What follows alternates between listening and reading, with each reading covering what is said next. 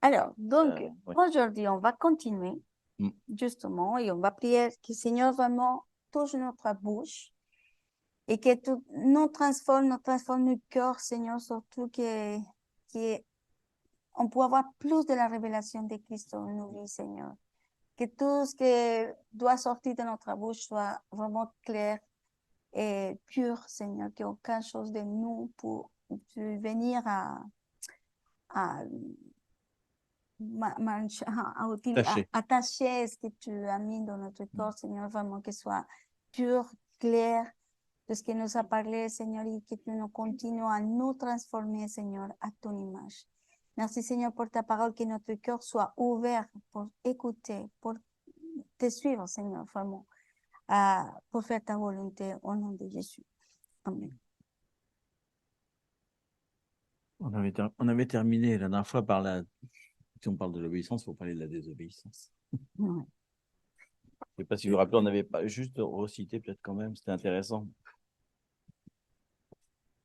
Parce que l'obéissance, c'est un thème qui va avec beaucoup d'autres choses. En fait, des fois, on a l'impression que c'est séparé, mais l'obéissance, ça va avec l'humilité, ça va avec la soumission, ça va avec plein de choses. Des choses que le corps humain n'aime pas trop.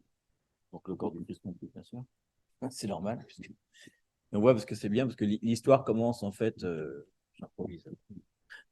L'histoire commence par une rébellion. Dommage. Tout est beau, il y a un super paradis, il y a la gloire de Dieu, il y a tout ce qu'il faut. Et d'un coup, un acte de rébellion fait que tout va s'effondrer. Mais l'histoire se termine par un corps de Christ qui va se soumettre, qui va être dans l'humilité, et du coup qui sera glorifié. Donc on voit quand même qu'il y a l'histoire commence par une perte de gloire. Et Jésus, dans Jean 17, on y reviendra une fois, dit qu'il est venu nous rendre la gloire.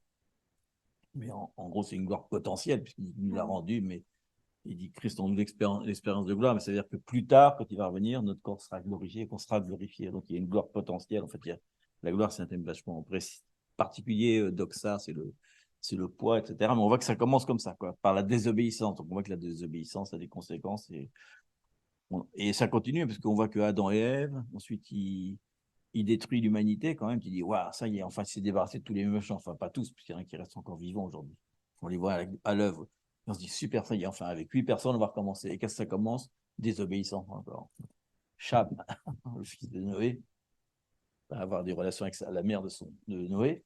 Donc, ça, son première, quoi. Donc, c'est ce qui se passe, en fait. Et donc, il y a une malédiction qui n'est pas donnée sur Cham, bien sûr, parce que Cham était béni par Dieu. On ne peut pas faire ça. Mais sur Canaan, qui va être son premier fils.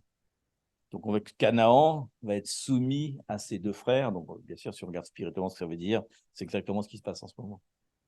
Il va être soumis à Israël. Donc, c'est les Philistins, etc. Donc, c'est quand même intéressant de voir ça. Et on voit qu'après, dans l'histoire, on voit que ça continue. On dit, ah, bon, ça c'est terminé. Moïse arrive. Et Moïse, désobéissance de sa propre sœur, de sa propre famille. On voit à chaque fois, à chaque fois qu'on pense que ça va aller bien, ah, il y a un nouveau truc de désobéissance. Et on voit que la désobéissance est toujours contagieuse. Mm. La rébellion est contagieuse, la désobéissance est contagieuse. C'est-à-dire chaque fois, il y a des conséquences. La chute de l'humanité, la malédiction de Canaan, les plaies, la lèpre pour la sœur de Moïse. On va sans arrêt, quoi, des choses comme ça, comme le murmure. Après, on voit tout ce qui est. En fait, Dieu dit à un moment, je vous ai donné deux chemins, le bon et le mal, finalement. Si tu obéis, tu vas dans le bon chemin. Si tu désobéis, tu vas dans le mauvais, quoi. Donc, on voit à quel point c'est important. Et Jésus, quand il vient, justement, Jésus n'a pas arrêté la désobéissance, mais lui, quand il vient, il dit, voilà, je vais vous montrer ce que c'est que l'obéissance. C'est pour ça qu'on va parler de l'obéissance de Christ. Il dit l'obéissance, et d'ailleurs, il dit il était obéissant jusqu'à la mort. Il dit qu'il a volontairement pris la place d'un esclave et qu'il a accepté les limites sur lui qui est Dieu. Les limites t'imagines pour lui, les limites dans un corps déjà, mais des limites de temps. Lui qui est infini, d'un seul coup, il est dans un temps particulier, donc il est comme dans une prison, quoi, quelque part. Il est dans l'espace qu'est la Terre, alors qu'il est dans l'univers, il vient de là quand même. Et on lui dit, tu vas avoir un corps d'homme avec toutes les souffrances que ça oblige. Tu vas dans un temps, tu vas vivre que 33 ans. L'espace, bah, c'est la Terre, même si c'est Jérusalem, c'est carrément. Donc les limitations, mais il accepte tout ça jusqu'à la fin. Donc c'est intéressant. On voit qu'il nous donne justement la preuve de l'obéissance. Alors on va envoyer justement. Easy. On va parler de l'obéissance de Christ après avoir parlé de la désobéissance. Et alors, si quelque chose qu'on a vraiment appris ce week-end, on l'avait déjà parce qu'on a déjà enseigné souvent, l'importance énorme de toujours aller à la parole de Dieu.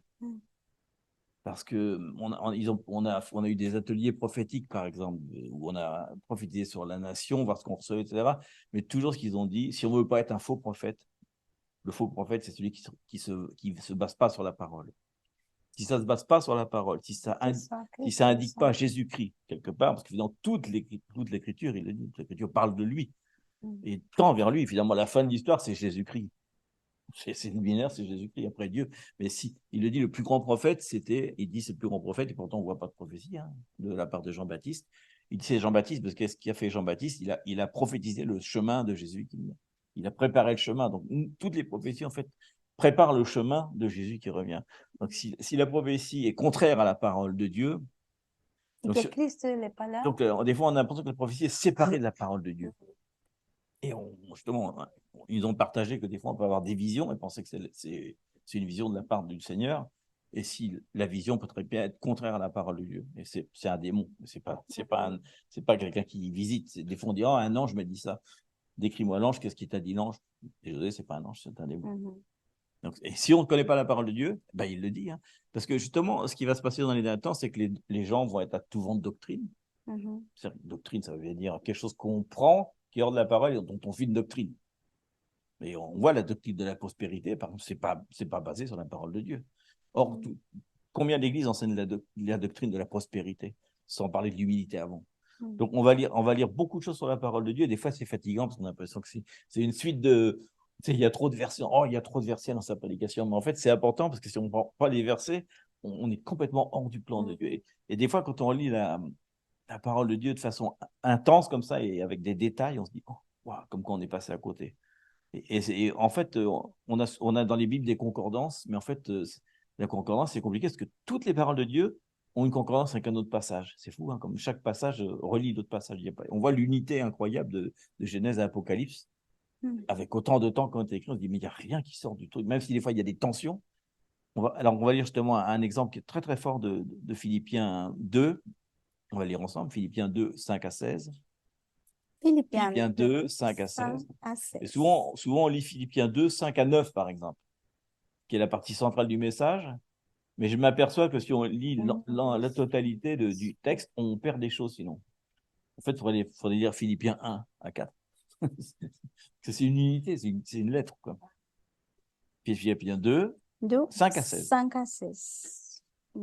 Parce que des fois, on parle de la humilité.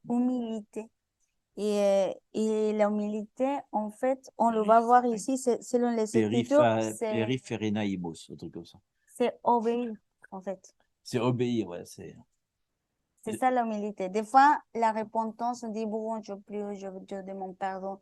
Mais c'est une partie, mais le complet, c'est vraiment l'obéissance. Si on voit en gros, c'est l'obéissance. C'est ce que vraiment Jésus a décrit. Qu'est-ce que ça veut dire, la humilier. Alors, donc, on va commencer. C'est un conseil écrit il y a très longtemps. Et c'est vraiment très marrant de voir, Paul qui serait là et qui nous dirait la chose. C'est pas une lecture, faut le prendre pour nous-mêmes quand on lit.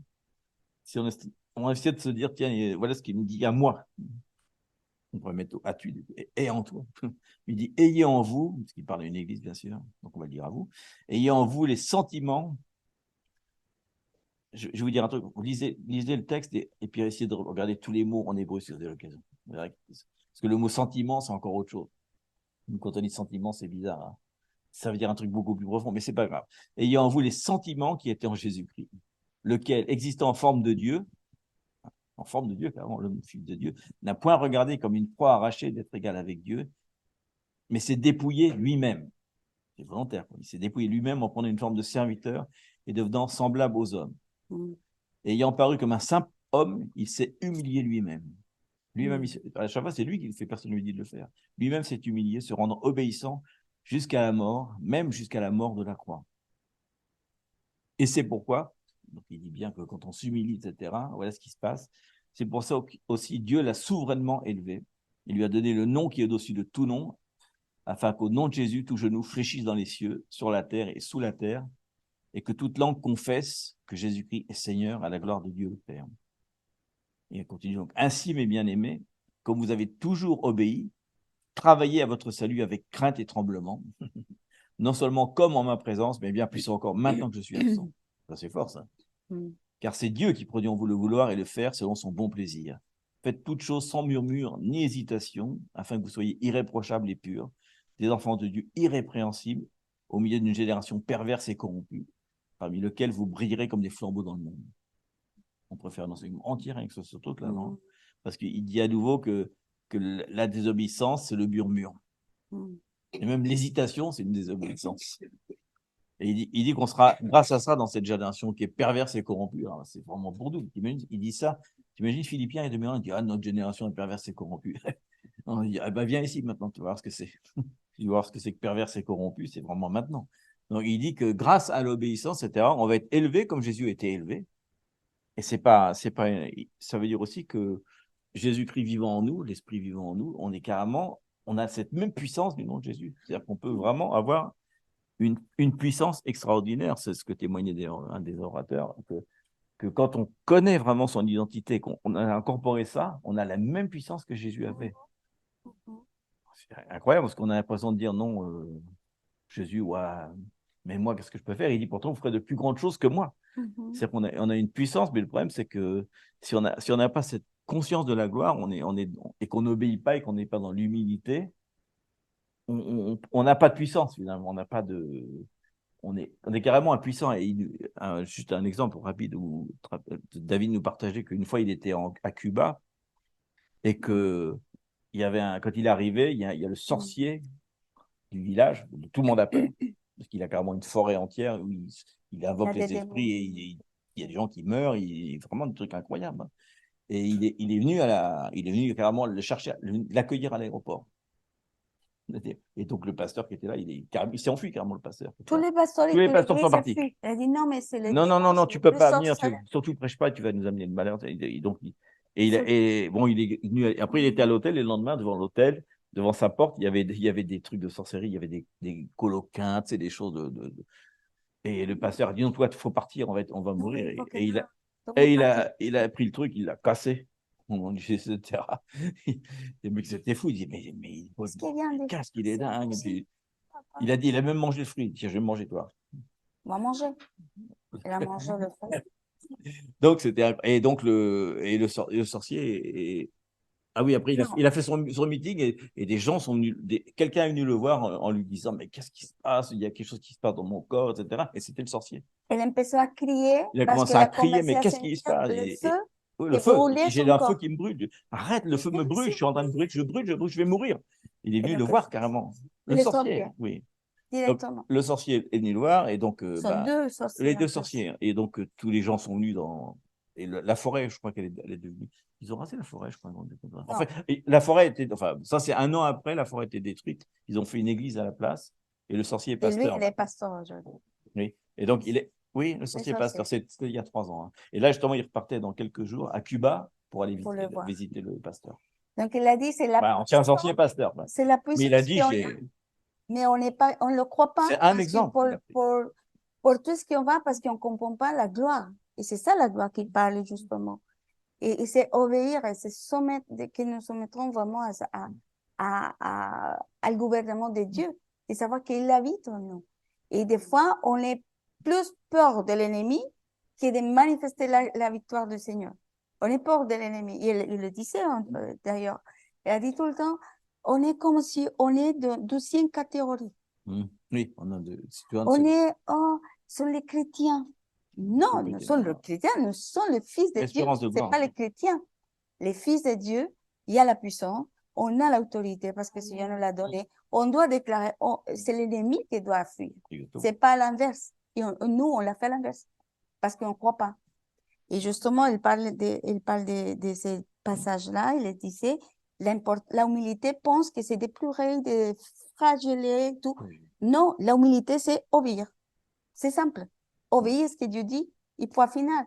On est toujours en train de discuter, en train de négocier, de dire à Dieu ce qu'il doit faire, pas de nous, de dire, d'obéir, marcher ce que Dieu dit. C'est à l'inverse. de nous aligner à ce que Dieu parle. Donc, il disait, justement, quand je marche dans sa sécurité, que Dieu est vivant, qu'il habite en moi, que sa gloire est vraiment reste encore et encore, et que en plus, on s'est humilié devant Dieu. Ça veut dire que comme la même façon que exactement, que je me soumette à sa parole, à sa volonté. Et même, des fois, on ne comprend rien, mais on dit, Seigneur, je fais ce que tu dis, et point final. Point, fur et à mesure, le Seigneur commence à nous raconter. Il commence à nous donner de plus en plus en plus. Et l'autorité commence à grandir en nous. Mais ce n'est pas l'autorité qui est grande, parce qu'elle est déjà grande. Et de nous, d'avoir comment on dit, d'avoir la foi et la vérité qui habitent en nous. Et là, quand on marche ça, tous automatiquement se soumettre. Et c'est ce qu'elle nous racontait. Et ça, c'est un des exemples, parce qu'elle est partagé plein. Elle dit, ça, c'est vraiment important. Donc, on peut rentrer au milieu des endroits difficiles, mais nous sommes portants de la lumière. Nous sommes la gloire qui bouge. Donc, si on arrive à cet endroit difficile, tout doit se manifester, la gloire doit se manifester dans ces endroits. Mais c'est nous qui on ne le croit pas. C'est ça le problème. C'est pour ça qu'on doit se transformer à son image. Et notre raisonnement, évidemment, c'est ce qui nous empêche. Mais comme il disait, tout ça, c'est pas miraculeux, c'est comme une vie de soumission à la parole, de connaître tout ce qu'on peut aussi déclarer des choses. La parole est puissante. Si tu dis aucune arme forgée contre moi ne prospérera, si tu ne le crois pas vraiment, c'est juste une parole, ça ne marche pas. C'est quand même c'est un lifestyle, comme disait, un style de vie, quoi. C'est un style de vie prophétique, c'est un style de vie. Oui, c'est un style de vie prophétique. D'ailleurs, les gens lui disent souvent comment tu peux prophétiser autant? Il dit, je ne cherche pas à le faire. C'est mon style de vie, je connais le truc et Dieu me parle sans arrêt parce que je suis sans arrêt soumis à lui. En permanence, je prie en langue, en permanence, je suis dans le spirituel, en permanence, je vis cette vie-là tous les jours, quoi. C'est naturel pour moi. Et donc, voilà, en même temps, il m'y rappelle bien que l'obéissance est tellement importante, puisque si on veut faire l'exemple de Jésus, et il dit en bien parce qu'il dit faites-le avec crainte et tremblement. Il y a aussi cette espèce de crainte de Dieu, de ne pas faire les choses telles qu'elles doivent être. Mais il dit bien qu'on doit être irrépréhensible, c'est-à-dire qu'on ne peut pas être irrépréhensible, ça veut dire qu'on ne peut pas être attrapé par le diable. Il n'a rien. Il dit, comme il disait, comme les démons disaient, qu'est-ce que tu as contre moi? Il n'a rien avec moi, quoi. Il est séparé complètement. Mais si on est dans la désobéissance, comment on va être, si on est nous-mêmes partie de cette génération perverse et corrompue, comment on va être des flambeaux, quoi. Donc, c'est important cette parole-là. Et l'autre parole qui est importante, on va la lire aussi, c'est Hébreux 5, 7 à 9. Hébreux 5. Hébreux 5, 7 à 9. Hébreux 5, 7 à 9.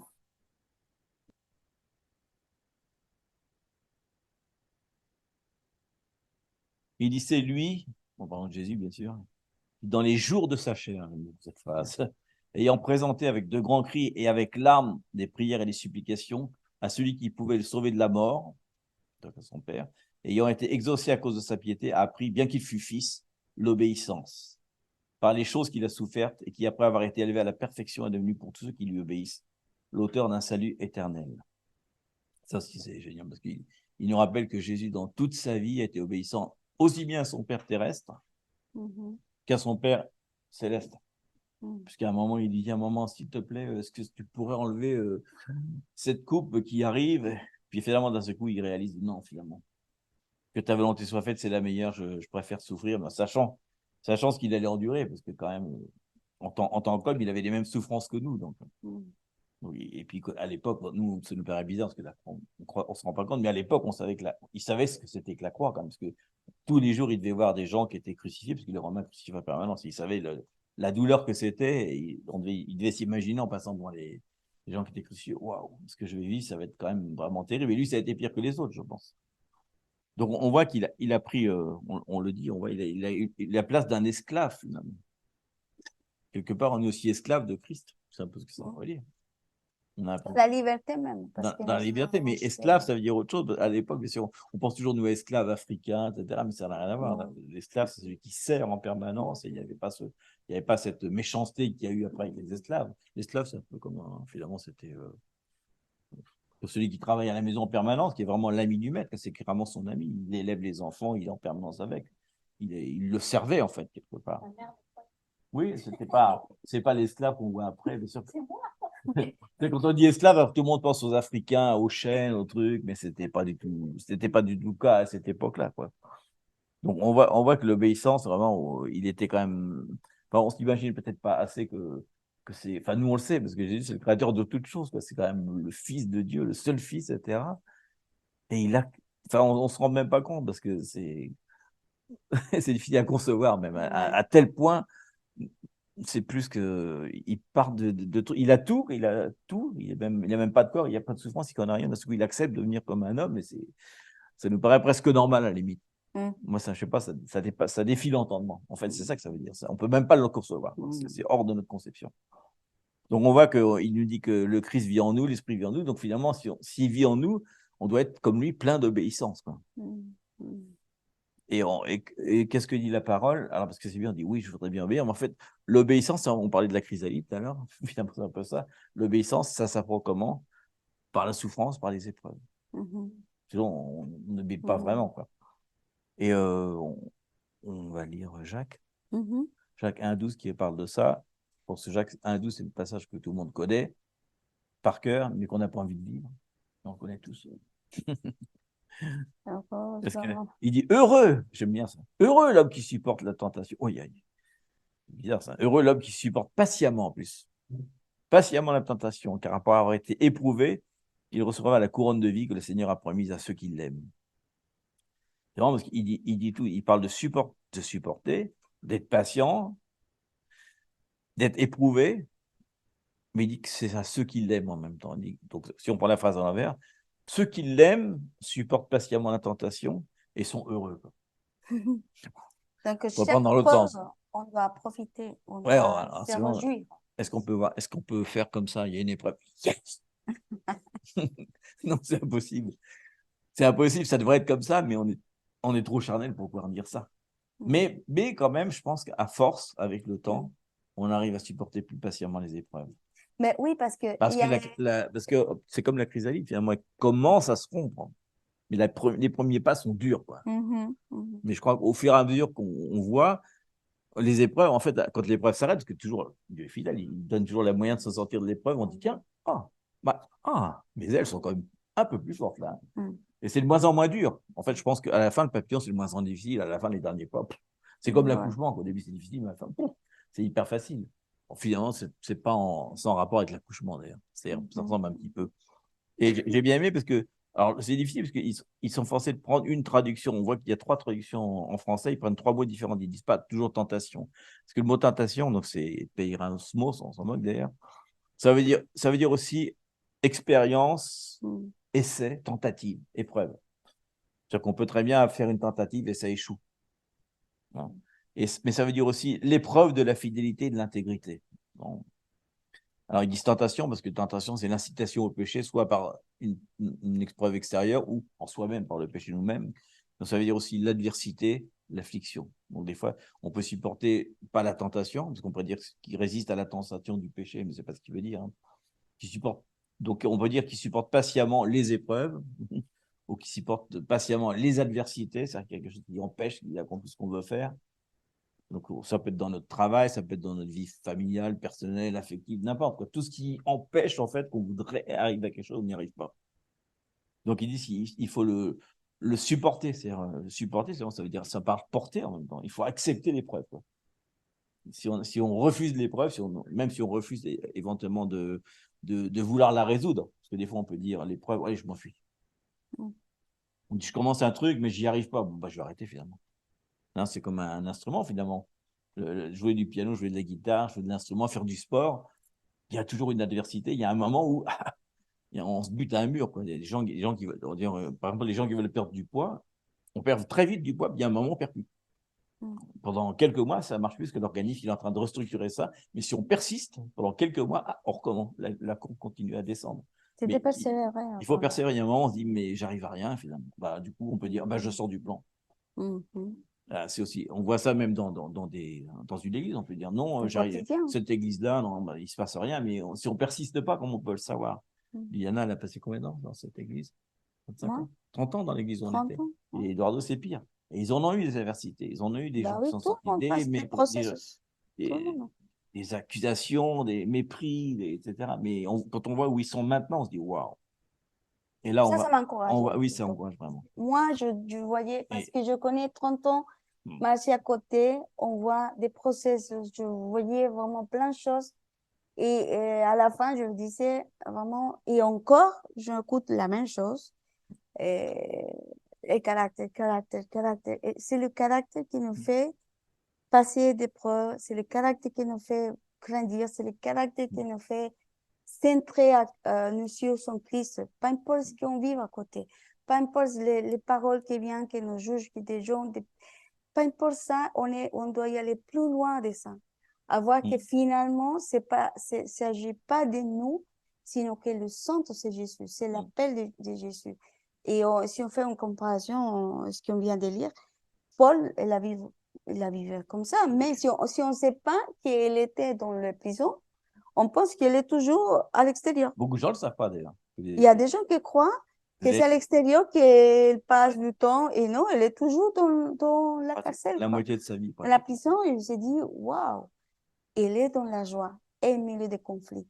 Et si c'est la preuve d'une personne normale, parce qu'on peut dire, ah ouais, c'est Jésus, évidemment. Non, c'est pour dire qu'on peut arriver à ça et plus en plus se passe et plus on va vivre des choses fortes dans nos vies parce que le temps s'approche. Et c'est pour ça qu'on doit vraiment enraciner dans ces paroles et de savoir que le processus, c'est pour tout le monde. C'est pas de nous, de le prendre personnel. Des fois, on prend les choses personnelles. Et non, c'est un moment où Dieu veut que nous avançons pour y aller plus loin, pour nous montrer. C'est pour ça que la parole, d'ailleurs, le dit, de gloire en gloire, de victoire en victoire. On passe d'un état à l'autre, on passe d'une porte à l'autre. Toujours, c'est comme ça parce que c'est la façon que Dieu le fait. On ne peut pas juger ça. C'est sa façon et nous devons soumettre à sa volonté. C'est difficile en tant qu'humaine, mais de voir la gloire, après, on se dit, merci Seigneur. Vraiment, c'est difficile, mais on voit. Mais oui, ce qui dit qu'on reçoit une couronne. Oui, c'est ça. Il y a des récompenses à ça. D'ailleurs, malgré tout, je dis ça en rigolant, mais malgré tout, dans les épreuves, on voit un moment Paul se plaindre dans les épreuves. Il dit, j'ai personne à qui prêcher l'évangile. Envoyez-moi un autre prisonnier, envoyez-moi un gardien, je sais pas quoi. Il s'ennuie en prison, il a envie de partager Christ. Et à un moment, il dit ça.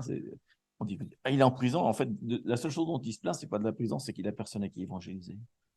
T'imagines? Wow. Et des fois, comme on disait, je veux dire, comme on disait tout à l'heure, à propos de la chrysalide qu'il ne faut pas aider, des fois, notre réaction, c'est au lieu de chercher l'aide de Dieu, c'est d'aller chercher l'aide du pasteur ou du prophète, ou je ne sais pas, quoi, quelque chose comme ça.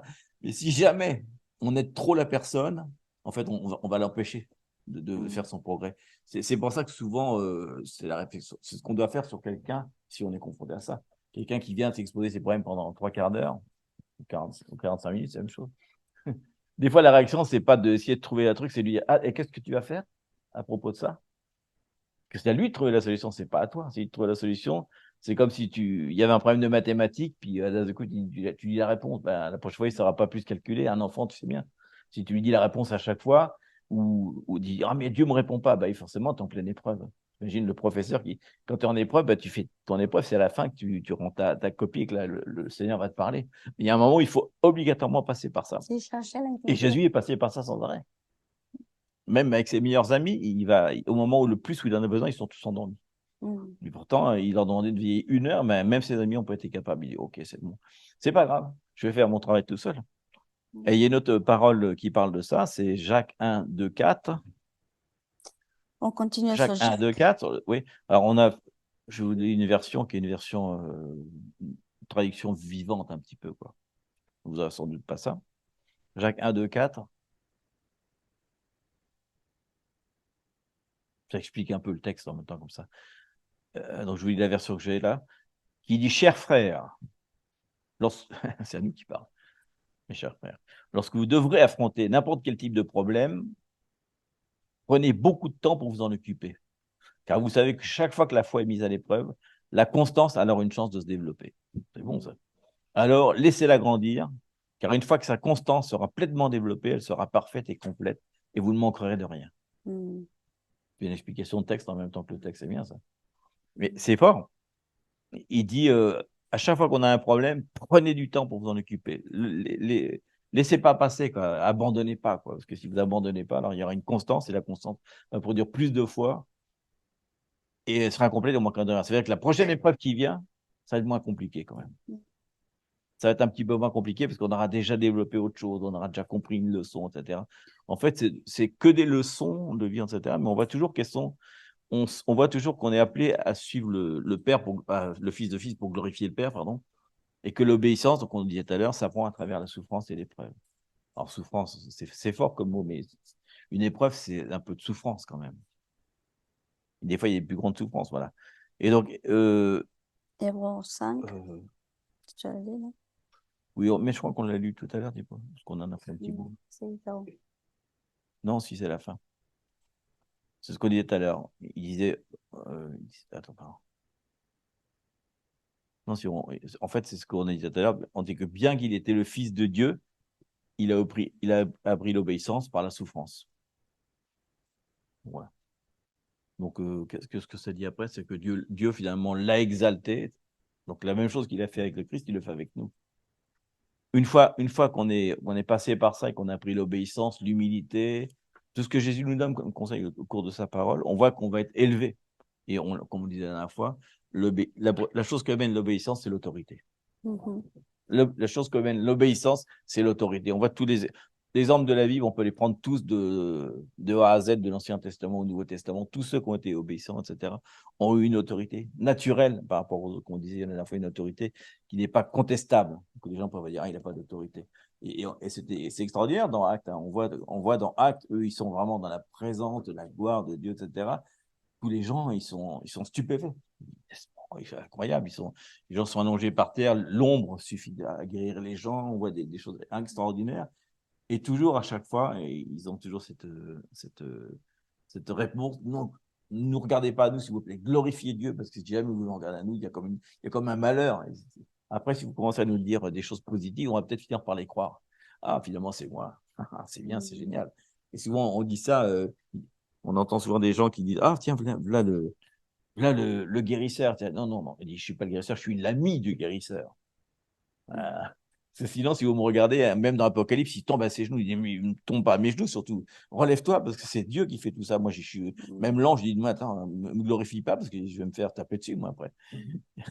C'est quand même incroyable de cette humilité. Il dit, non, c'est pas moi qui ai fait, surtout. Parce que malheureusement, comme on va avoir beaucoup de guérisons bientôt, beaucoup de signes, de miracles, de prodiges.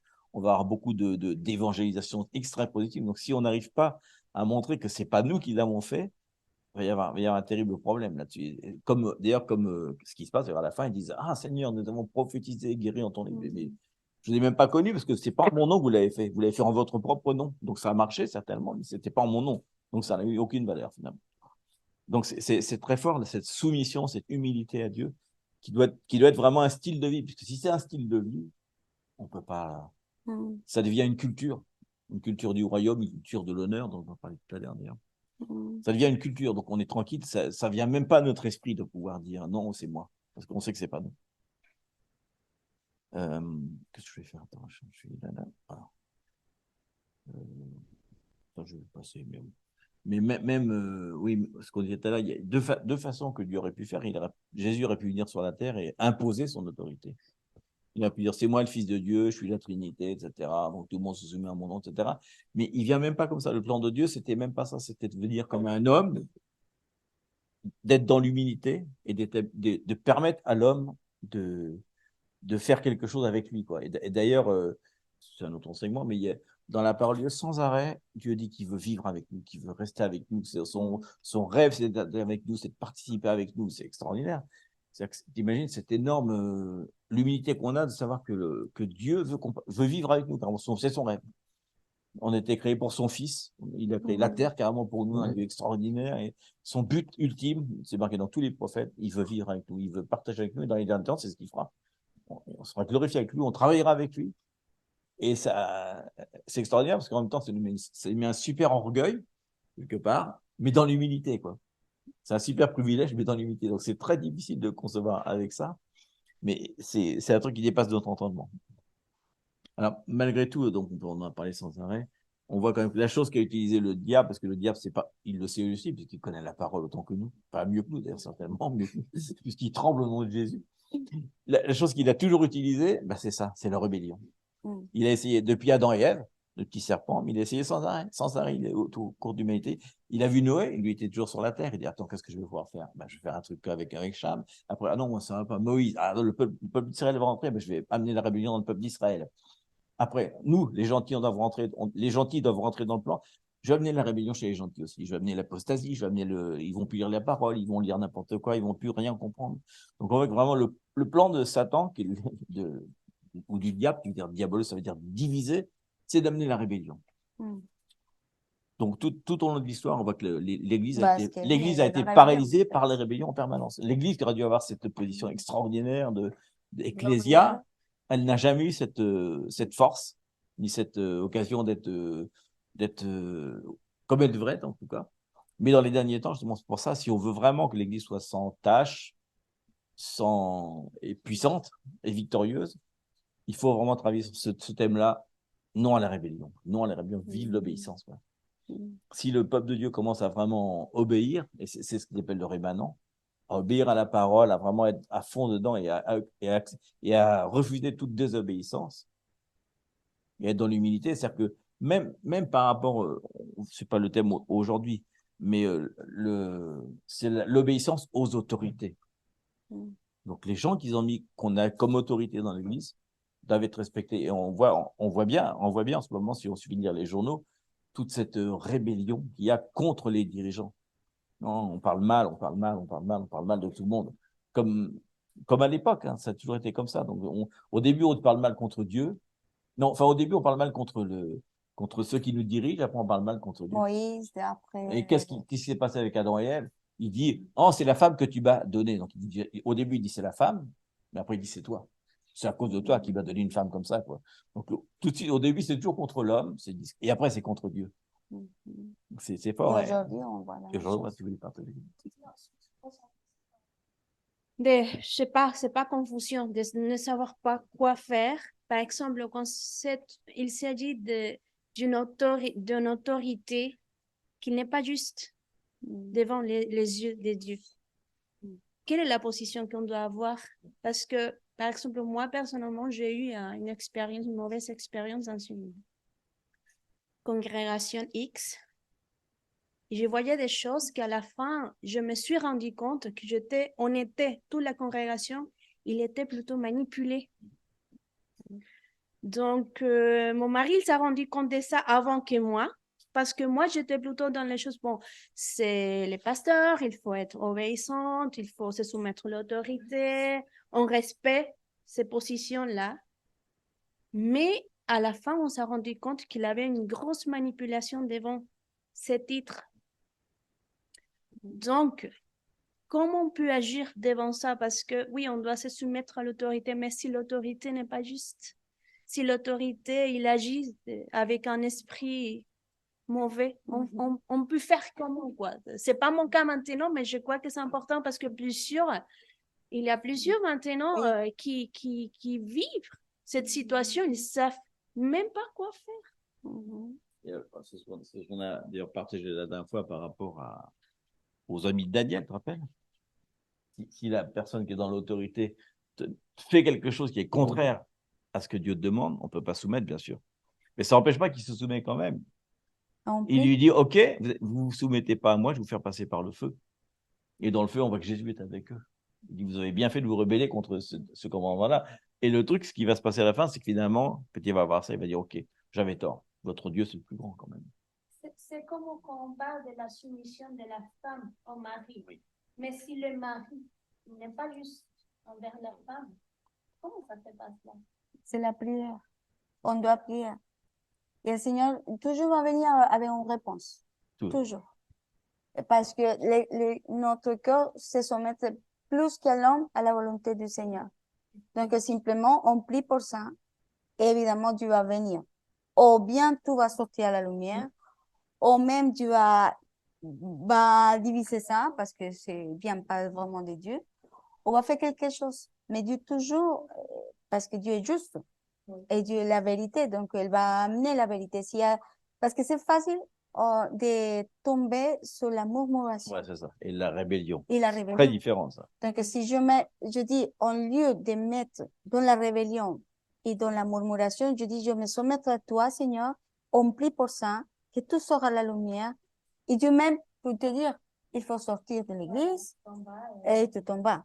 Ou simplement, si on aime plutôt l'église, peut-être c'est une seule personne qui fait tout ça, le bazar, le Seigneur va faire quelque chose. Mais Dieu toujours comment on dit, le maître de nous. Et c'est de nous déjà, comment c'est passé avec Daniel, parce que c'est injuste ce qui s'est passé. Même pour Esther même. Mais toujours, si on voit dans les exemples, c'est soumettre à la volonté de Dieu et c'est Dieu qui agit. C'est pas dans notre propre force. Parce que si on met de la main, là, on va tomber dans le même système, en fait. Mais Dieu va parler, Oui, clairement. Ou bien pour la congrégation, ou bien pour nous-mêmes, on va faire quelque chose. En tout cas, c'est pas le murmure. Il est toujours possible de prendre un rendez-vous avec la personne. Oui, et de le confronter avec ça, dire, écoute, la parole dit ça, ça, ça, ça. Il est censé avoir la parole, quoi. Il y a des fois, il y a des trucs qui peuvent dépasser tout entendement, parce que des fois, c'est progressif. Et il y a beaucoup de... C'est comme ça que marchent les sectes, d'ailleurs. Au début, ils font pas tout ça. C'est discrètement qu'on s'éloigne de la parole de Dieu, jusqu'à la fin, tordent tellement la parole de Dieu qu'ils disent, oui, mais alors, pour évangéliser, il faut avoir des relations sexuelles avec les trucs. Il y a une parole qui est très... je connais quelqu'un là-dessus, d'ailleurs, qui dit qu'on peut avoir des relations sexuelles avec des gens pour les évangéliser. On s'entend une parole qui est de... Il y a une parole de Dieu. Les enfants de Dieu ont fait ça pendant un moment. Les enfants de Dieu ont fait ça s'ils avaient ils envoyaient des femmes pour évangéliser comme ça, quoi. Et après, donc, avec le pasteur, parce que le pasteur, c'est l'autorité, il y a des paroles de Dieu qui sont très controversées là-dedans. On peut aussi, je vous citerai une fois, c'est rigolo, mais en effet, ils se disent, bah oui, ils ont vraiment tendu la parole de Dieu. Ils ont pris un truc, ils ont mis un autre sens, on prend un autre mot. Donc, comme tu le dis, doucement, discrètement, à la fin, on peut l'accepter. Mais on a toujours mais en tout cas, c'est pas le murmure. Parce qu'on se rend compte que même si le pasteur est très, très bien, dans les églises, ça murmure. Ouais, parce qu'on n'est pas d'accord avec ses orientations financières, ses orientations, je sais pas, de vie, d'association. Il y a toujours un truc qui va pas, quoi. Parce qu'on n'arrive pas à soumettre à une autorité, c'est difficile. Parce que ça va jusqu'au jour où le pasteur te fait une remarque sur ton caractère. Et là, oh non, c'est pas bon, ça. Et pourtant, il a raison. Mais on n'accepte pas, parce qu'on n'accepte pas la correction. Parce qu'on est tellement loin, nous-mêmes, personnellement, dans notre vie de Dieu, qu'on ne peut pas l'accepter. Et pourtant, il y a un moment, il faut confronter les gens. Dire, écoute, ça fait 3 fois qu'on voit cette réaction que tu as. À chaque fois qu'il y a un truc, comme par hasard, ça va pas, quoi. Donc, il n'y a pas de soumission. Si tu dis à la personne qu'il faut se soumettre, là, c'est très mauvais. Et pourtant, la personne ne fait que dire la parole de Dieu. Et il y a du murmure, et voilà comment la personne, après, part de là, et puis se trouve dans les problèmes, quoi. Vas-y. Si les 2 personnes sont fils de Dieu, et c'est compliqué parce qu'on a rendu compte un seul père. Donc, si c'est la femme, dans les cas des femmes, on a des préceptes pour chacun. Aimez votre femme comme je suis à l'église, et femme, obéissez, donc soumettez-vous. Donc, il y en a 2, mais quand il n'y en a pas qu'un seul chrétien dans les présidents, dans les patrons, etc., c'est plus compliqué, mais de quoi on doit dépendre? De la parole et se soumettre à Dieu, que Dieu c'est lui qui fait les choses.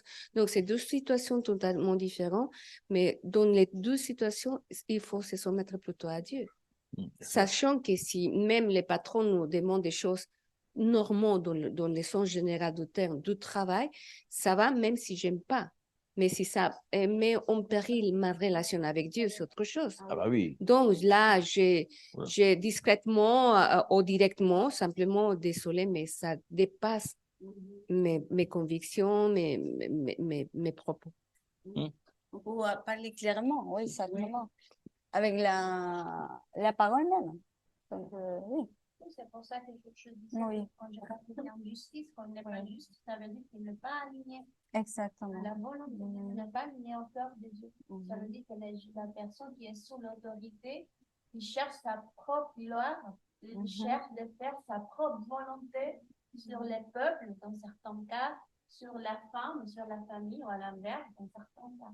Donc, c'est ça, oui, je crois que oui, on doit prier et chercher que le Seigneur agisse, mais c'est vraiment une situation Oui. des fois. Surtout parce que ça dépend aussi des caractères de chacun. Comme tu dis, peut-être je prie et le Seigneur va me dire, tu vas faire ça, ça. J'ai un caractère, mais il y a des gens qui se montrent plutôt plus très soumis. Dans l'esclavage. Ils sont capables de rester dans une situation et même comment dire, perverse et spirituellement, ils restent. Ils tombent même dans l'idolâtrie après. Donc, tu vois, c'est vraiment dangereux, cette situation-là.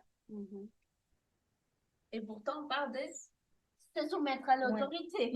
Mais on doit se soumettre, bien si c'est contraire à la parole, c'est pour ça qu'on doit parler avec la même parole. On dit, bon, la parole dit ça, je ne suis pas d'accord avec toi parce que la parole dit ça. Donc, c'est évidemment, on prie, mais là, s'il n'y a pas de réponse, évidemment, on vient à la parole même. Et c'est la parole même qui nous juge, en fait. C'est pas de nous-mêmes, sinon la même parole nous amène à voir la vérité, quoi. Et le deuxième, le dernier thème, peut-être par rapport à l'obéissance, c'est qu'un enfant, comment dire, c'était à l'époque peut-être comme ça, un enfant, souvent il obéissait par le fouet, quoi. La correction, etc. Mais ce qui réjouit le cœur de Dieu, c'est pas ce genre d'obéissance-là, même si il le faut, la correction est importante. Il dit que l'obéissance, c'est par amour. On se soumet à l'autorité par amour, pas par obligation, parce que Dieu voit bien le cœur. À la fin, il dira, oui, tu as obéi, mais dans ton cœur, tu n'as pas vraiment obéi. Ce que disait l'enfant, tu te rappelles qu'il le corrigeait, le gamin, il dit, assieds-toi, assieds-toi. Le gamin, il s'assoit. Je suis assis, mais dans mon esprit, je suis debout. Il y a une rébellion. Tu peux être très bien dans l'obéissance et dans la rébellion en même temps. Parce que tu t'oublies pas vraiment, tu t'oublies par force, parce que tu es forcé de le faire et ça ne te plaît pas du tout. Donc finalement, il y a une espèce de cancer dans ton cerveau, quoi, qui fait que il y a deux cellules qui s'opposent. Tu ne choisis pas vraiment le chemin, tu dis parce qu'on t'a forcé à le faire. C'est le Dieu de tes parents, c'est pas ton Dieu à toi quelque part, quoi. Donc il faut obéir par amour, quoi. Et c'est ce que fait Jésus. Par amour à son Père, il décide d'obéir, même si c'est que. Oui, aussi parce qu'il comprend le plan global aussi. Si on comprend le plan global de notre vie, ben, on a envie d'obéir. Parce que si on n'est pas capable d'obéir par amour, quand on va participer avec Jésus de l'autorité qu'il va nous donner, on n'aura pas cette autorité parce qu'on ne saura pas le faire, on ne saura pas du tout obéir. Et c'est important, ça. Oui. Et pour finir. Pourquoi c'est important tout ça? Parce qu'on ça va avec, mais ça paraît dissocié des fois, mais c'est pour moi, ça va avec. Ouais, mais justement, c'est ce qu'on parle toujours de vivre vraiment la culture des royaumes. Et là, c'est important parce que c'est la base. Ça veut dire que l'obéissance, le Nord, c'est partie des royaumes, c'est partie de ce qu'on vit et c'est ce qu'on doit montrer en fait aux autres. Comment, c'est pour une position, on avait parlé ça dans rencontre, c'est pour une position ou imitation. Et là, c'est difficile quand je oublie quelqu'un de faire quelque chose. Si je suis vraiment une personne qui vivre la culture du royaume et qui fait une espèce pas d'imitation, d'inspiration, d'inspirer aux autres à vivre. Cette culture. On n'est pas 100%, mais on peut arriver à 100% parce que c'est déjà, on l'a vu, parce qu'on peut dire, c'est impossible. Mais non, c'est pas impossible. C'est vraiment possible parce qu'on l'a vu dans les apôtres. On a vu vraiment ces façons de vivre clairement naturelles, que le surnaturel vivait en lui, en eux en plus. Pourquoi? Parce que Christ vraiment habitait dans eux et dans nous aussi aujourd'hui. Mais on peut parler toujours, nous, ce que c'est l'apôtre, la première église, c'est puissant. Et nous, c'est comme si on est loin de ça. Et on est vraiment dans la même page. Sauf que c'est plus rond parce qu'on est dans le dernier temps. Donc, la manifestation, c'est ce que la parole nous enseigne, ce sera plus fort qu'avant. C'est là que c'est le début. Le nôtre, c'est la fin. Donc, c'est plus en ce moment. Et on ne peut pas dissocier là aujourd'hui. Donc, on peut vivre clairement le nord et la culture d'un royaume. Simplement, la base, toujours, on vient la même. C'est ce que moi, Jésus nous a enseigné. Mais aussi, ce qu'on parle de la culture de l'honneur. Et la culture de l'honneur vient pour les remerciements.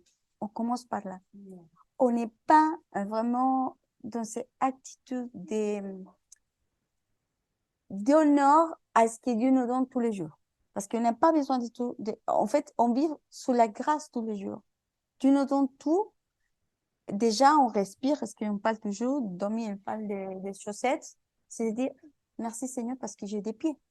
Merci Seigneur parce que je mange. Merci Seigneur parce que je me sens. Mais toujours, nous manque quelque chose. Donc, on est dans la ingratitude. C'est un peu l'inverse de l'honneur. Et c'est l'inverse de l'honneur. Et là, c'est d'avoir la gratitude d'avoir une famille, d'avoir des enfants, d'avoir un travail, parce qu'on a le travail et on commence à te plaindre pour le chef, pour l'entreprise. On a toujours quelque chose à dire, comme on dit Robert. Ouais, toujours, il y a quelque chose à dire. En lieu parce que le proverbe le dit, on marche, c'est lui qui on parle. Oui. Et on oublie qu'il y a une puissance dans nos paroles. Il y a une puissance. Pourquoi?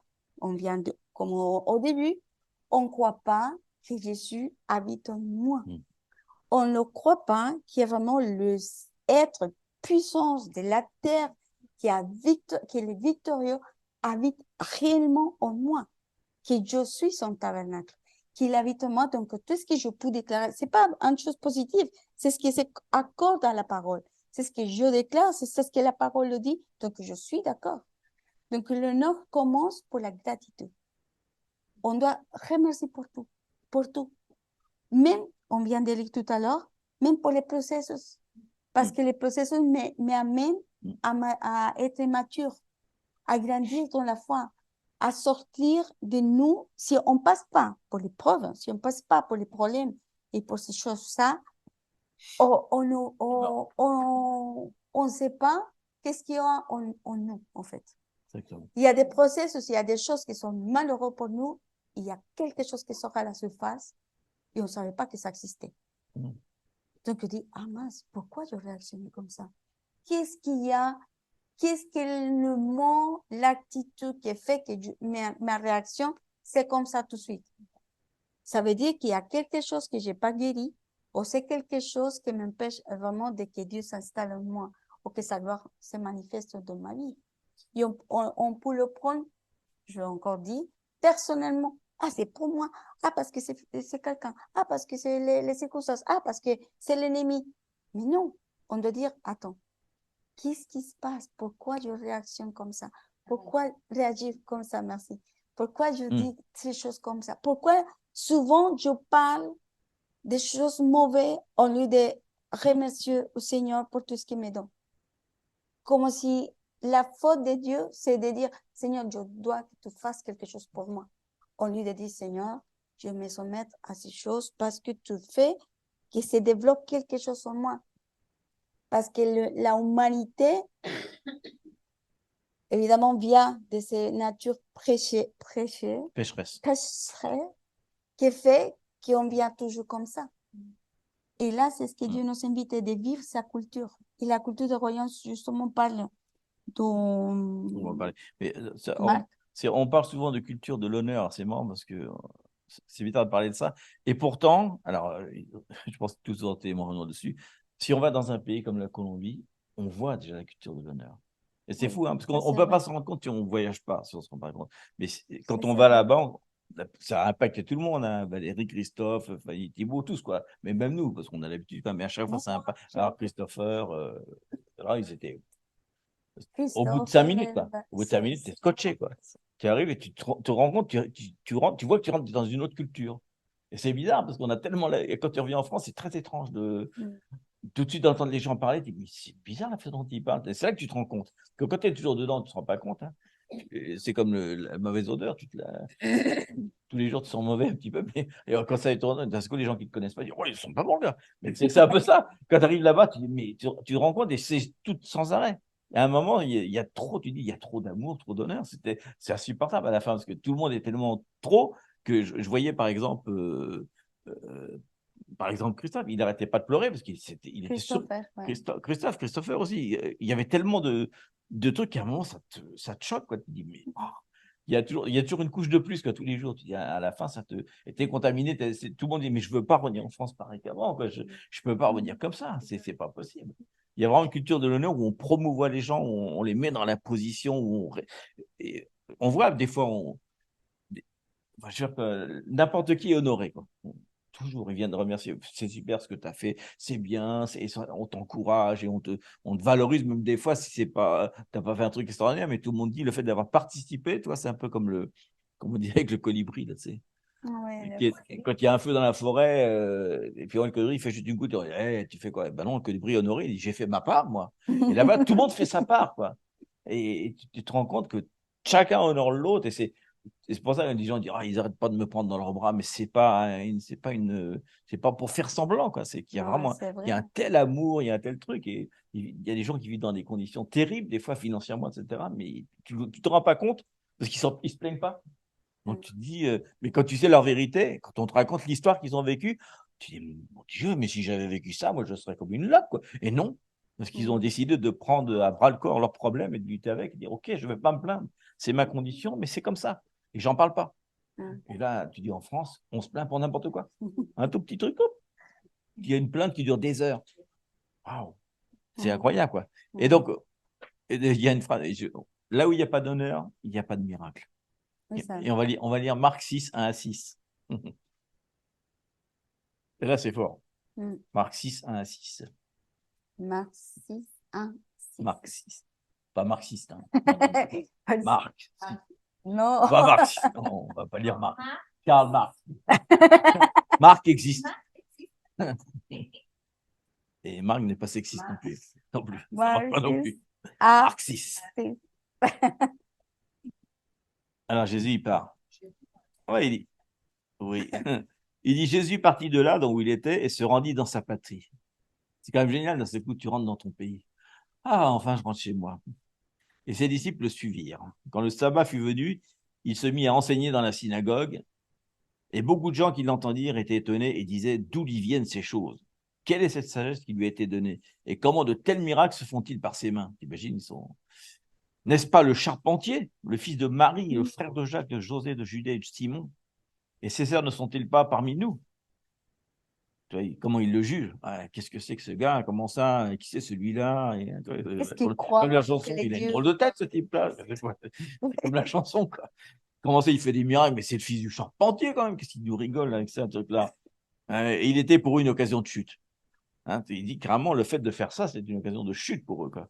Et Jésus leur dit, un prophète n'est méprisé que dans sa patrie, parmi ses parents et dans sa maison. Waouh. Et il ne peut faire là aucun miracle, si ce n'est qu'il imposa les mains à quelques malades et les guérit. Mais pas vraiment de miracle, parce qu'il il est déshonoré carrément. Les gens, ils ne le reconnaissent pas, ils sont trop familiers avec lui, dont on le connaît. Hein. C'est l'esprit de familiarité, des fois, qui dit non, lui, il n'est pas capable de faire des miracles, parce que je connais sa vie quand même. Voilà, attends, lui, il n'est pas. On voit le déshonneur comme ça empêche le plan de Dieu s'accomplir. Il dit carrément, c'est comme la désobéissance. Et c'est contaminant, parce que dès qu'on commence à déshonorer quelqu'un, il y a toujours un nouveau qui dit, oui, t'es d'accord, et puis l'autre, et le voisin, etc. Et tout le monde finit par mépriser, quoi. Donc on voit qu'il était là, quoi, il méprisait. Donc on voit que les promesses de Dieu dans notre vie ou dans les générations peuvent être empêchées d'arriver par le déshonneur. En fait, le déshonneur, la désobéissance, c'est vachement proche. Il n'y a pas de truc. Ensuite, on peut dire 1 Samuel 2,30, un autre exemple. 1 Samuel 2,30. 1 Samuel 2,30.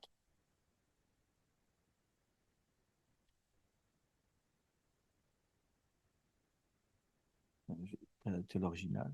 Ça doit s'arrêter là, je pense. C'est pourquoi voici ce que dit l'Éternel, le Dieu d'Israël. J'avais déclaré que ta maison et la maison de ton père marcheraient devant moi à perpétuité. C'est ce qu'il avait déclaré, c'est une promesse. Et maintenant, dit l'Éternel, loin de moi, car j'honorerai celui qui m'honore, mais ceux qui me méprisent seront méprisés. Je ne pense pas qu'il y a ça. Donc on voit que il dit que, alors si on prend dans le Nouveau Testament, celui qui honore son prochain, finalement, honore Jésus. Il ne parle même pas d'honorer son frère dans la foi, d'honorer son prochain, carrément.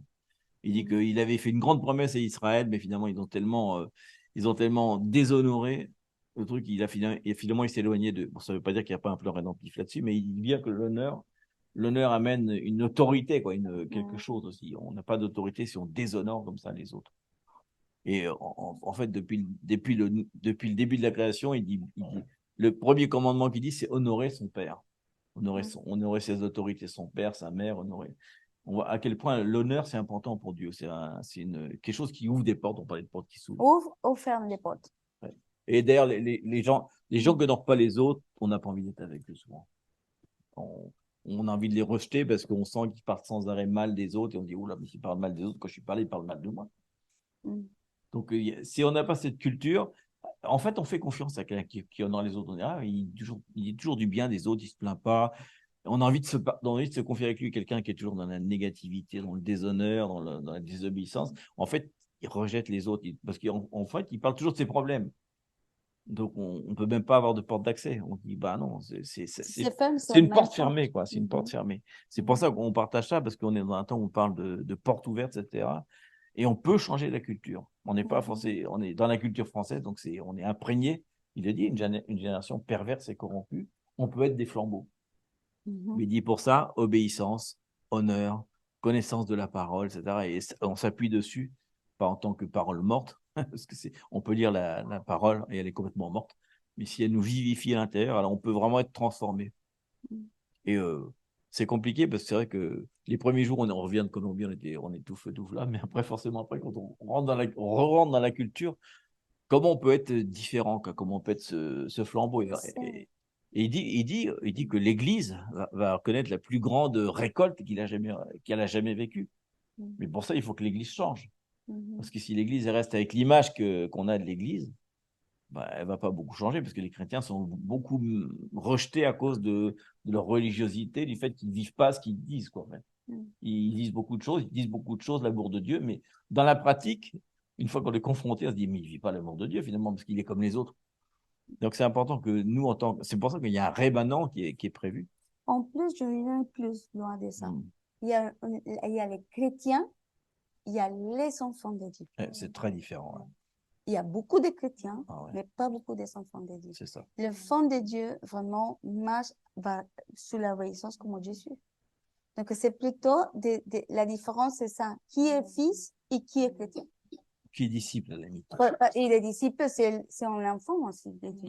Les disciples, c'est un enfant qui est toujours prêt à apprendre, prêt à se soumettre à son maître. Prêt à être corrigé aussi. À être corrigé, à être guidé, à être transformé, justement, parce que ça, c'est le Fils. Et là, il y en a beaucoup de chrétiens, et ça vraiment, d'y avoir ces changements à travers de la parole, parce que le Fils montre à son Père. C'est ce que Jésus a montré, et c'est ce que nous, en tant que fils de Dieu, on doit montrer l'image de Dieu, l'image du Père. C'est pour ça que même Jésus a dit, combien de fois je reste avec vous et jamais vu à mon Père, je montre à mon Père. Oui. Donc, c'est de montrer plus que parler, c'est montre-moi le Père. Modeler l'honneur de... Parce qu'on peut dire, c'est ce qu'on a parlé d'ailleurs en Colombie, parce que évidemment, même moi, vraiment, c'est ça ce que je dis, waouh. Même si Dieu nous a donné la parole de dire qu'eux se convertissent à vous et pas vous à eux. C'est ce qui est la parole de Jérémie. Mais même si on essaye d'être vraiment dans ces cultures que Dieu nous a données, c'est pas la culture d'un pays. C'est partie de la culture des royaumes. Exactement. Ça n'a rien à voir avec le pays. C'est pas un pays, c'est pas, on peut dire, c'est une excuse pour moi. De dire, c'est une excuse. Ah non, est-ce que la France, c'est comme ci, comme ça? Non. C'est parce que les Français, les Colombiens, Africains, pas importe le pays. La nationalité, en fait, moment qui Exactement. Amen, amen. Exactement. On est dans autre nationalité. Notre nationalité, c'est céleste. C'est des royaumes. Donc, qu'est-ce qu'on doit apporter? Évidemment, dans chaque pays, il y a un don rédemptif, quelque part. Parce que, évidemment, l'amour, la joie, en plus, parce que c'est la joie, la forteresse, c'est ce que Dieu le dit. La force. La force, pardon, d'une personne, c'est la joie. Et c'est ce qui porte la Colombie, en fait. Même de tous les problèmes qu'il peut avoir, toujours la joie. Même s'il y a des problèmes, toujours c'est la fête. parce que c'est la force. On le voit, c'est véritable. Donc, c'est de dire, là, c'est parti des royaumes. La force, la joie, c'est ma force. Donc, je dois être réjouie de tout. Je me réjouissais de tout ce que Dieu me montre, de tout ce que je vis. Je dois être l'allégresse du Seigneur. Parce que déjà, la voix, le fait de me réveiller, c'est ma culture. Et là, c'est de changer la culture. Comment est-ce qu'on peut la changer, la culture? Justement, si on parle enfance, qu'on est enfance, simplement d'amener la culture du royaume et de vivre la culture du royaume. On ne doit pas être ni plus ni moins, sinon complètement équilibré, parce que Christ a montré ça, en fait. L'équilibre des caractères, et les caractères, ce sera traité jusqu'à que Jésus revienne. C'est tous les jours, jamais on va finir. Mais aussi la joie, ce que la parole parle des royaumes comme tel, c'est de vivre ça. C'est ça la seule façon qu'on peut changer n'importe quel endroit. Même dans notre travail, la parole, même dans notre travail, dans nos familles, c'est d'être. On parle ça toujours, souvent. C'est d'être, pas de dire. Il paraître. Paraître. Ouais, c'est ça. Être et pas paraître. Exactement. Non, mais c'est intéressant parce que quand tu dis ça, je pense à la France. La France, elle a un caractère très prophétique. Oui. Et c'est le pain et le vent. Et la parole dit que les vents, ça rend les cœurs joyeux. Ouais, donc, c'est rendre compte qu'effectivement, il y a une question culturelle qu'on les voit humainement, de façon sociale, mais qu'à la base, ça parle d'un don spirituel et quelque chose de caractéristique que le Seigneur il a mis dans ce pays-là. Et il y a une dernière chose que Dominique t'a dit quelque chose que ça me parle beaucoup. Tu as dit le remerciement, ça produit les miracles. Et c'est génial parce que il y a une parole qui m'a beaucoup parlé, c'était la parole quand Jésus il a fait la multiplication du pain et du poisson et du pain. Et on dirait qu'il a fait un long prière. Et la seule chose qu'il a fait Yeshua, c'est qu'il a pris la nourriture, il a regardé le Père, et il a simplement remercié. Que ça. Que ça. Et ça a apporté la multiplication. Donc, pour moi, donc effectivement, c'est un miracle parce que c'est quelque chose de surnaturel. Même pour la fille qui est morte, même avec Lazare, il dit glorifie-toi. Il fait rien comme prière, c'est rien. Donc, ça me parle beaucoup. Remercie. Pourquoi? Pas besoin d'une longue prière ou beaucoup de paroles, parce que qu'est-ce qu'attend le Père vraiment? Le remerciement. C'est ça qu'il voit. Et le remerciement apporte vraiment la multiplication. C'est quelque chose que moi je vis, parce que c'est une parole qu'on connaît beaucoup, la multiplication et tout ça. Mais cette fois-là, j'ai lu, j'ai vraiment remarqué, je n'avais jamais remarqué que la seule chose qu'il a fait Yeshua, c'était simplement remercier le Père. Puis ça. Donc, c'est vraiment puissant. Oui. Et ça me rappelle de Johanna quand ils sont au milieu des desserts, Eduardo et toute la famille. Ah oui, il a passé la super méga prière. Hier, et elle a dit. Pour remplir le réservoir d'essence qui était à vide. Merci, Seigneur, pour L'essence. L'essence qui va. Elle a dit merci. Oh non, merci. Elle n'a pas dit que l'essence, elle a dit merci, Seigneur, pour l'essence. Déjà. Et Eduardo a dit c'est tout. Et là. Ils sont juste le miracle. C'est dans les chrétiens qui commencent à danser. Les bannières. Il y a une manifestation. Et, alors, il y a une parole aussi qui est très forte et moi je ne l'avais pas lu depuis longtemps cette parole-là. C'est dans Matthieu 10, 40 à 42. Ah, Matthieu. Elle est forte cette parole-là. Non, Matthieu. Matthieu. Matthieu. Non, c'est que je dis Timothée. Première lettre de Matthieu. Matthieu 10, Bible. 42. C'est pas Louis II, c'est 40. C'est Louis III. Matthieu 10, 40, 42. Et je suis sûr que personne ne l'a lu depuis longtemps. Et elle est forte. Matthieu 10, oui. Ouais, il dit, c'est Jésus qui parle, donc c'est le maître. Celui qui vous reçoit, me reçoit. C'est génial ça. Il dit, quand on évangélise, il dit, celui qui vous reçoit m'a reçu. En important une fois qu'il nous a reçus nous. Celui qui vous reçoit me reçoit. Et celui qui me reçoit celui qui m'a envoyé. Double sens. Et ensuite, celui qui reçoit un prophète en qualité de prophète recevra une récompense de prophète. Celui qui reçoit un juste en qualité de juste recevra une récompense de juste. Et il dit ensuite, et quiconque donnera seulement un verre d'eau froide à l'un de ses petits parce qu'il est mon disciple, je vous le dis en vérité, il ne perdra point sa récompense. Cette remarque est vraiment très forte. Souvent, on s'arrête souvent celui qui reçoit un prophète, et c'est tout. Et là, il parle aussi du juste, mais il dit carrément, même si on donne un verre d'eau froide à quelqu'un qui vient à la part de son nom, alors il aura une récompense. Il dit carrément, pas besoin de faire des grands miracles, etc. Le seul fait d'aider quelqu'un dans sa difficulté, parce qu'il vient en mon nom, ça suffit. Et il lui dit après, celui qui aura, il dit, quand avons-nous aidé, quand avons-nous dit, à chaque fois que vous avez fait ça, un des plus petits, je vous l'ai fait en mon nom, il m'a reçu, et s'il m'a reçu, il vous a reçu. C'est fort, parce que ça parle vraiment, encore une fois, d'honneur. Et il y a 3 types d'honneur qu'on peut voir dans la Bible. On va prendre 3 citations. L'honneur par rapport aux autorités. Donc ça, c'est 1 Timothée 5, 17. 5, 17. 1 Timothée 5, 17. 5, 17. Il dit que les anciens qui dirigent bien soient jugés dignes d'un double honneur. Surtout ceux qui travaillent à la prédication et à l'enseignement.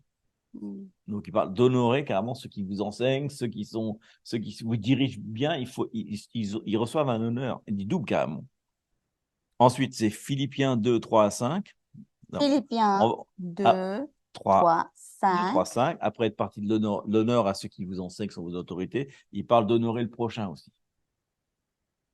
Il dit donc il dit, ne faites rien par esprit de parti ou par vaine gloire, mais que l'humilité vous fasse regarder les autres comme étant au-dessus de vous-même. C'est ça l'honneur. Hein. Que chacun de vous, au lieu de considérer ses propres intérêts, considère aussi ceux des autres, ayant vous les sentiments qui étaient en Jésus-Christ. Là encore, il dit une fois qu'il faut honorer son prochain, il faut carrément s'humilier, il faut avoir plus les besoins du prochain que ses propres besoins. Et c'est encore une fois d'honneur. Et enfin, il dit honorer tous ceux qui sont en dessous de nous, et ça c'est dans Hébreux 6, 10. Hébreux 6, 10. Il dit, car Dieu n'est pas injuste pour oublier votre travail et l'amour que vous avez montré pour son nom, ayant rendu et rendant encore des services aux saints, à tous. Donc il dit carrément, il faut honorer tous. C'est-à-dire, il y a, je crois que ah oui, c'est dans 1 Pierre, on l'a noté. 1 Pierre 2, 17, il dit, honorez tout le monde, aimez les frères, craignez Dieu et honorez le roi. C'est puissant cette phrase-là, elle est toute petite, mais elle est super forte. Il dit qu'il faut honorer tout le monde. Allez. On n'a pas à juger qui est digne d'honneur, tout le monde est digne d'honneur. Du plus petit au plus grand, à celui qui enseigne, au plus grand des prophètes, au chef de l'église, mais aussi, comme disait une fois un prédicateur, il dit que des fois ça le gêne parce que tout le monde l'honore, etc. Il dit, mais le mec est en train de faire garer les voitures dans le parking, il reçoit la même récompense que moi, parce que s'il n'était pas là, les gens ne pourraient pas se garer, pas venir écouter. Donc il dit, il y a pas de, je ne veux pas qu'on m'honore plus que lui. Il est digne d'honneur et je remercie les. Et d'ailleurs, on le voit d'ailleurs, on a vu là-bas. Ceux qui ont été beaucoup remerciés, c'est tous ceux qui faisaient le son, les serviteurs qui sont occupés de tout monter, le matériel, etc. Même dans le restaurant, oui, c'était incroyable. Et nous, en plus, nous, on a vraiment vu, il y avait, c'était un petit témoignage, il y avait combien 85 volontaires, je crois, dans l'église. Et on arrivait à quelle heure il était 11h 11h du soir. 11h du soir, ils venaient juste d'amener le matériel dans la salle. Une salle vide, quoi. Tu dis, waouh! À quel moment on va faire ça? Et ils ont travaillé, ils ont pas dormi, quoi. Ils ont passé tout droit. Ils n'ont pas dormi. 85 n'ont pas dormi. Et quand on arrivait, la scène, les instruments, les tableaux, les murs. 80, non, pour volontaires. aider, volontaire. Et 250 personnes. Volontaires pour aider. À tout. On arrivait, il y avait 4. Tout le monde était en train de travailler à monter, parce qu'il a fallu, sur un mur, ils ont mis une toile noire. Je dis, mais comment ils ont fait pour la mettre? Vous avez quoi comme échelle? C'est pas possible. Et c'était tout était nickel, les tables, et tu sais, comment dire, comment ça s'appelle, la scène, tous les instruments, dans un matériel, à la banque, ça rigole pas, les projecteurs, les trucs. Quand on arrivait le matin, on était tous, mais comment ils ont fait? Même en une nuit, pour moi, c'est inconcevable. C'est tellement de. Et puis le son était parfait, tout était réglé. Tu arrives, ça démarre, il n'y a rien à faire. Quoi. Et alors, pile. Il y avait des câbles partout. T'imagines, il y a des tables de mixage, des trucs, des projecteurs de fumée, c'est vraiment quand on voit nous ce qu'on met pour mettre ça, il faut un quart d'heure. Ils n'ont pas dormi. Et ils étaient tous en forme. Tout le monde. Je dis, ils n'ont pas pu dormir, c'est sûr, c'est impossible. Et après, quand ça s'est terminé le soir à 8-9 heures, il fallait tout démonter. Le lendemain, ça devait être vide. T'imagines? Donc là, Ah, c'est tu dis, vraiment un travail. là vraiment, on ne sait même pas qui a participé parce que personne ne s'est vanté d'avoir été. On ne sait pas qui étaient Non. les volontaires, mais en tout cas. Il y en a beaucoup. Ouais. Et puis tous ceux qui ont été chercher les gens à l'aéroport, c'est un sacré boulot. Hein. Il a fallu s'organiser. On était nombreux quand même. Il fallait un certain nombre de voitures. Quoi. Là, on a vu vraiment comment. Une famille, une L'honneur, chaîne quoi. de famille. Une famille vraiment qui honore les uns les autres et aucun est au-dessus de l'autre. On sent Non. vraiment cette soumission. Toujours pareil. Même Edouard et Lise, qui sont la tête, ils se sont mis à Natalia qui dirigeait. Ah oui, devant qui moi. dirigeait. Nathalie, c'était le truc. Jonas, c'était autre chose, etc. C'est- Et même, il nous racontait quand il parlait du truc, tu te rappelles qu'ils étaient devant la caméra. Je sais pas. Bah, même Eduardo qui était dans son truc, etc. Et à un moment, il est venu taper sur l'épaule. Ah, ça, il vient me remercier. Bon, il me dit, non, pousse-toi, tu es devant la caméra. On ne voit pas. Ah oui. Tu sais, il y a un moment, il a dit, Lise, elle était en train de parler avec les gens. Il est arrivé quelqu'un, il a dit, tu sais que comment est-ce qu'il a dit? Tu sais que tu tires beaucoup l'attention des gens, non? Ils sont à côté de toi, non? Elle a dit oui. Oui, c'est bien. Il faut que Faut que tu te pousses, qu'ils sont pousses devant la parce que caméra. elle est pas mal, faut pas voir. Elle a dit ok, pardon. Mais là, c'est tout ça, Mais vraiment. c'est Ouais. et que chacun bouge, ça dépend le mouvement et le moment. Donc ça, c'est chouette. Donc, ils ont partagé ça à tout le monde, publiquement. Même aussi. ils ont fait un exemple à un moment. Ça s'appelle comme il a fait monter sur scène. Il y a des moments qu'on est la tête, il C'était y a moi des qui devais moments être la qu'on tête de lui. va Après, regarder. c'était son fils qui devait être la tête de moi qui était la tête de lui. C'était pour C'est comme montrer, ça. on était pendant deux, on n'est pas plus que nous, c'est Non. ce que fait. On a des délégués, quoi. C'est un tel, c'est lui qui dirige. Et moi, j'ai beau être le pasteur à la tête depuis 40 ans, je suis soumis à ce qu'il dit, quoi. Mm. Et c'était fort. Et on se sent, et ça donne une ambiance forcément qui. Alors, l'ambiance, c'est vraiment, comme il y a l'ambiance de l'honneur, c'est-à-dire quand ça commence, moi j'ai déjà vécu dans d'autres endroits d'ailleurs, mais quand ça commence, au bout de 10 secondes, la présence de Dieu est déjà là. Mm. T'as pas besoin d'attendre 1 heure. Non, au bout de 10 secondes, la chanson commence et là, tout le monde est.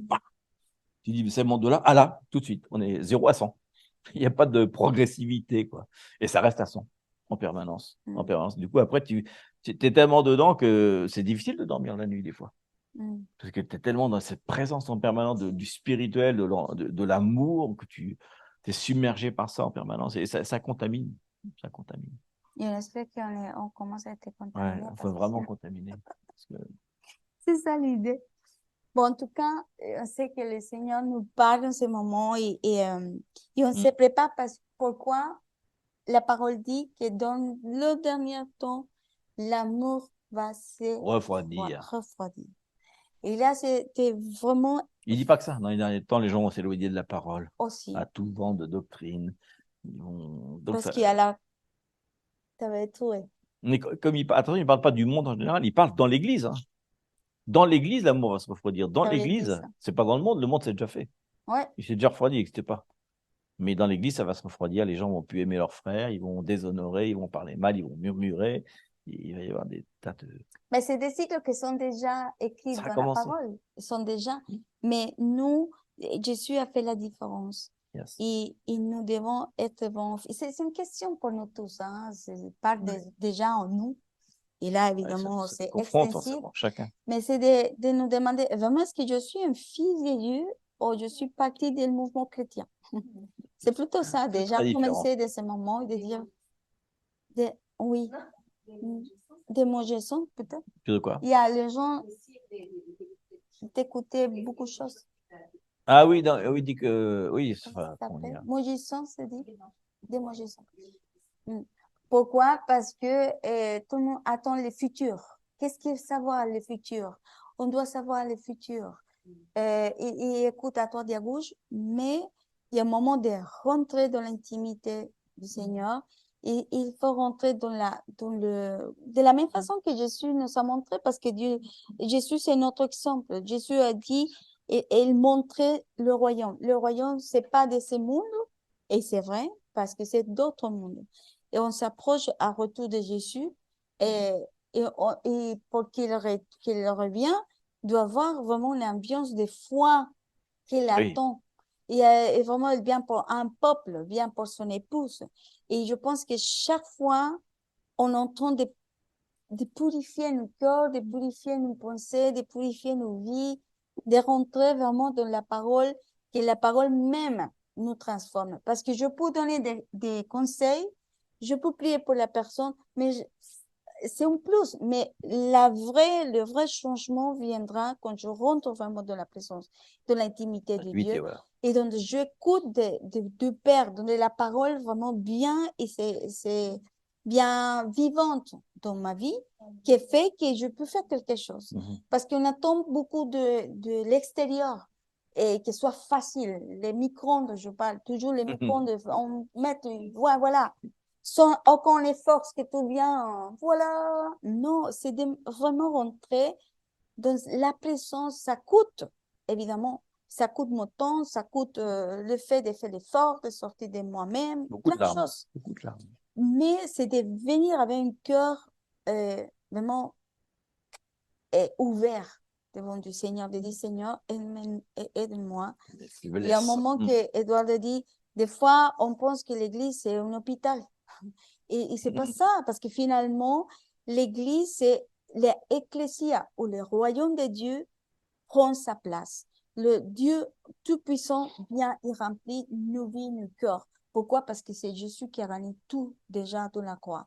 Et c'est de prier ensemble et de dire, Seigneur, aide-moi, Seigneur, à marcher dans la gloire qui est déjà en moi, et de vraiment de rentrer dans le mort, parce qu'on doit mourir afin que lui commence à grandir en nous, Seigneur.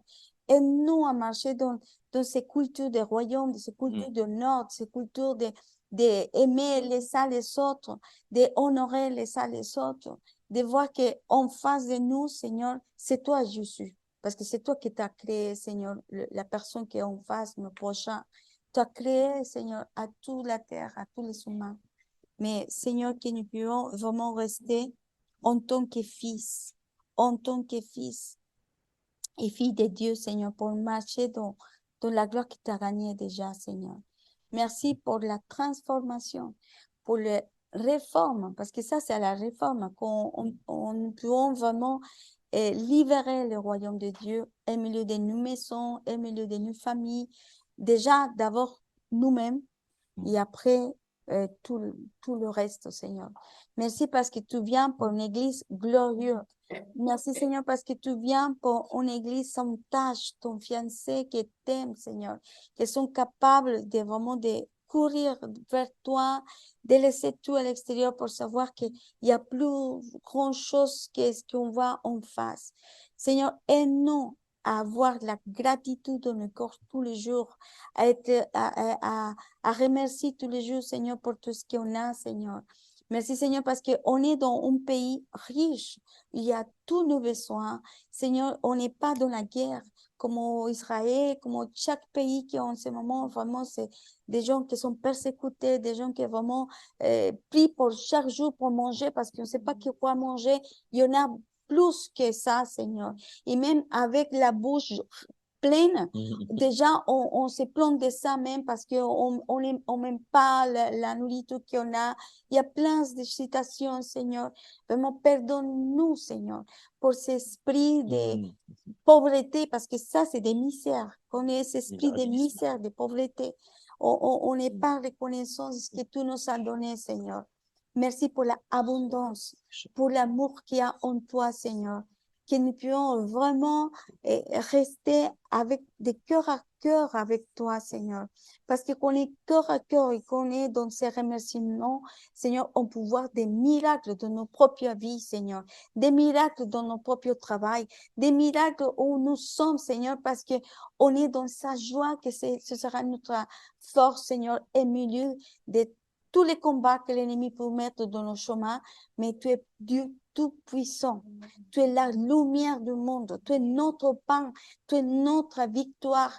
Et que nous puissions vraiment avoir sa conviction pour ton esprit, parce que c'est pas pour notre propre force. C'est pour la grâce que tu nous donnes tous les jours de savoir que ces paroles sont vivantes et qu'elles sont réelles pour nous, Seigneur.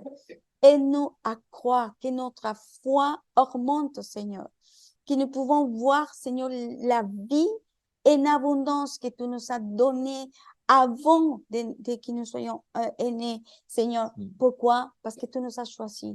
C'est une grâce, c'est pas pour nous qui ont fait les choses, c'est parce que c'est toi qui dois manifester, c'est toi vraiment qui cherche une famille, cherche ton peuple, qu'en ces derniers temps, en tout cas petite troupeau, Seigneur, que nous pouvons nous élever avec ces cultures d'honneur, à cette culture de remerciement, à cette culture d'amour entre nous, Seigneur. Seigneur, garde-nous de murmurer, Seigneur, vraiment de ça, de sorte, parce que même tu as montré que la murmuration amène la maladie, la murmuration amène la malédiction, la murmuration vient les destructeurs pour nous empêcher de recevoir, Seigneur, ta victoire, les cadeaux, les miracles. Seigneur, garde notre bouche de parler conformément à ce que nous pensons, nos chairs parlent, sinon que nos paroles parlent ce que tu parles, que nous soyons d'accord à ce que tu parles. Parce que si la parole, si nous s'alignons à ta parole, à ce que dit la parole, elle va faire notre chemin. Parce que c'est ça ce que dit ta parole, que la lumière de ta parole fait notre chemin. Et la parole est vivante. Seigneur, que nous soyons conscients que vraiment il y a un puissant. Et la puissance ne vient pas de nous, c'est de toi qui habites en nous, Jésus. Merci, Seigneur. Que des voiles en nous, Seigneur, ces voiles qui nous empêchent de voir, débouche nos oreilles, vraiment nettoie nos yeux, Seigneur, spirituels, naturels, Seigneur. Souffle en nous, Seigneur, afin que la poussière enlève de nous, Seigneur. Et débouche nos oreilles, afin que nous soyons vraiment alignés à la fréquence de la parole vivante, que c'est la Bible. Et c'est ce que tu parles pour ton esprit, Seigneur. Merci, Seigneur, parce qu'aujourd'hui, il y a la grâce qu'aujourd'hui, nous pouvons écouter ce que l'Esprit nous parle, que nous ne soyons pas vraiment têtus, sinon que vraiment nous pouvons avancer ce qu'on apprend aujourd'hui.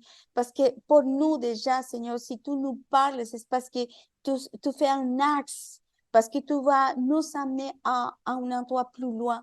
Une porte qui est déjà ouverte, mais que tu veux que nous traversons ces portes. Merci, Seigneur, pour ces moments de transition, de gloire en gloire, de victoire en victoire. Mais en ces moments de ce chemin de transition, de la même façon que ton peuple a sorti d'Égypte, il y a les ennemis qui le suivaient, Seigneur, finalement, tu as venu, Seigneur, il y a coupé clairement un avant et un après. Que de la même façon pour nous, on peut avoir un avant et un après.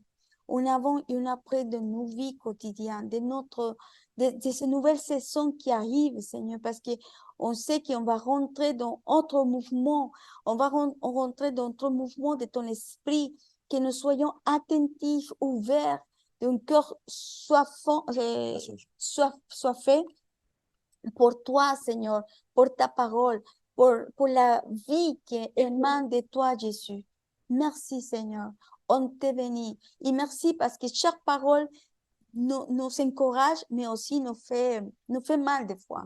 Ces paroles nous cassent, Seigneur, à notre intérieur. Et merci, Seigneur, parce qu'on voit l'amour. Chaque parole qu'on lit, déjà pour nous, il y a quelque chose qui frappe à notre cœur, à nos pensées, à notre façon d'être. Justement parce que tu nous aimes tellement que tu veux vraiment que nous puissions vraiment traverser à autre chose, Seigneur. Merci, Seigneur, pour la incomodidad. La commodité, je crois. Oui, de ne pas être dans l'inconfort. Parce que ça nous amène à rentrer en toi. Merci, Père. Merci, Saint-Esprit, pour l'amour qui émane de toi. Parce que tu es notre pain. Et qu'on mange de toi, des fois, comme on dit la parole, c'est doux à notre bouche, mais à notre intérieur, c'est amer.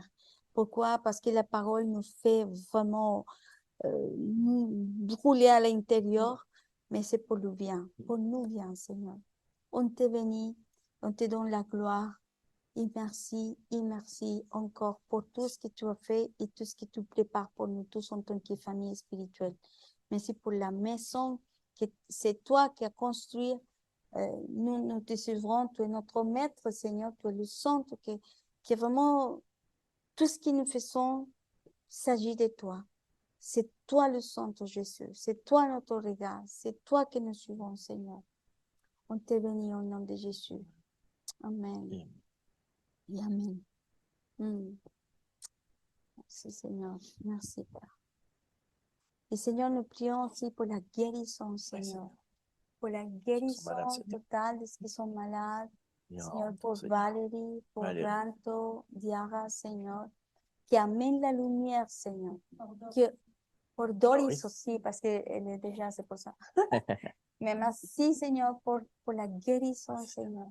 Seigneur, que les défenses vraiment augmentent maintenant au nom de Jésus.